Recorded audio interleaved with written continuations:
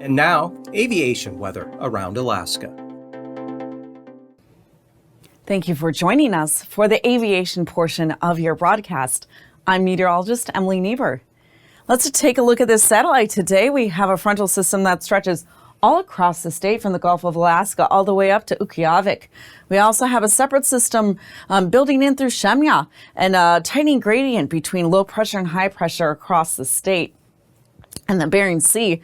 First, let's look at your conditions for Sunday morning for visibility and ceilings. Again, red denotes IFR conditions, which are more challenging for pilots to fly in due to lower visibilities and lower ceilings. So again, across much of the coast on your Sunday morning, expect low visibilities. As you go a little bit in the interior, we're still having NVFR conditions, but due to some of the stratus with the ridge and that approaching moisture from that system, widespread IFR conditions in the Gulf of Alaska. We're also looking at some lingering showers along the mountain Sunday morning in south central, so be cautious of some remnant stratus. Finally, in the Gulf of Alaska, we have IFR conditions along the coast with some improving visibilities in interior portions of the Panhandle. By Sunday afternoon, we see a little more mixing out of the Panhandle, more widespread NVFR and good visibility. But again, as you go into the Gulf of Alaska, expect some lower ceilings. Same story as you go towards the Bering Sea. We see some mixing up across much of the coast, more towards NVFR conditions. But as soon as you go into the Bering Sea, expect lower visibilities. Meanwhile, we'll have some lower visibilities associated with some showers along the Brooks Range. And some of our mountains in the Alaska Range as well could have a thunderstorm or two by afternoon. Monday morning, we'll have some lingering showers and thunderstorms that will cause lower visibilities, but generally good visibility across much of the state. Again, with that stratus, we're expecting lower conditions in the Bering, but fairly decent along the coastal areas with maybe the exception of the Seward Peninsula. Meanwhile, in the Gulf of Alaska, widespread IFR conditions Monday, and especially across eastern portions of the Gulf of Alaska.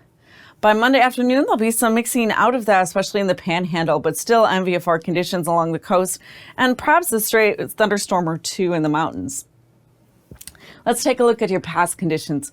For Anaktuvuk Pass, expect good visibilities in the morning, but again, some showers and thunderstorms developing in the afternoon, causing slightly lower visibility conditions.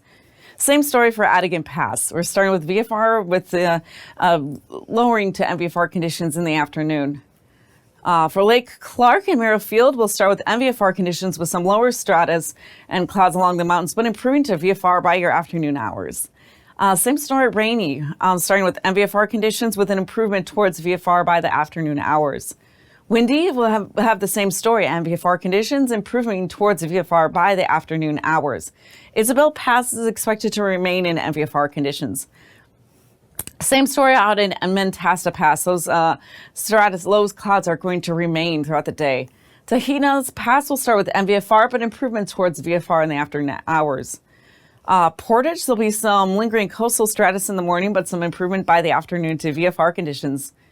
Chilkoot and White Passes will start at NVFR, but with some good afternoon mixing, will improve towards VFR in the afternoon. Let's take a look at your freezing heights. We do have some cold air associated with that system across the state.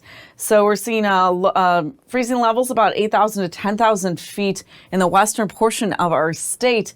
So you go down south towards that ridge, we're looking at freezing levels at about 12,000 feet. So still some nice warm air pushing in towards the Gulf of Alaska and southern portions of the Bering Sea. For Sunday, for your icing, again, we're expecting mostly isolated moderate icing above 12,000 feet, again, because of that warmer air. But widespread across the Bering associated with as that system pushes in across on your Sunday. Finally, we have also some isolated moderate risk where some of those thunderstorms might develop. Let's take a look at your jets. We have fairly sharp curvature here. We have coming in about 70 knots from the west and suddenly shifting in across the Chukchi Sea at about 85 knots. We have a separate jet at 30,000 feet. That's from the north coming across the Alaska Peninsula with a max of about 70 knots. As we go lower in your atmosphere, at about 9,000 feet, we have a 40-knot jet pushing in across the Chukchi Sea again, and with a 25-knot jet south below the Aleutian Islands. And finally, at 3,000 feet, we have some winds pushing in again across into the Chukchi Sea at 35 knots. Our turbulence is generally expected to be surface to 4,000 feet across portions of the Alaska Peninsula and some of the channel terrain in the region and towards portions of Kodiak Island.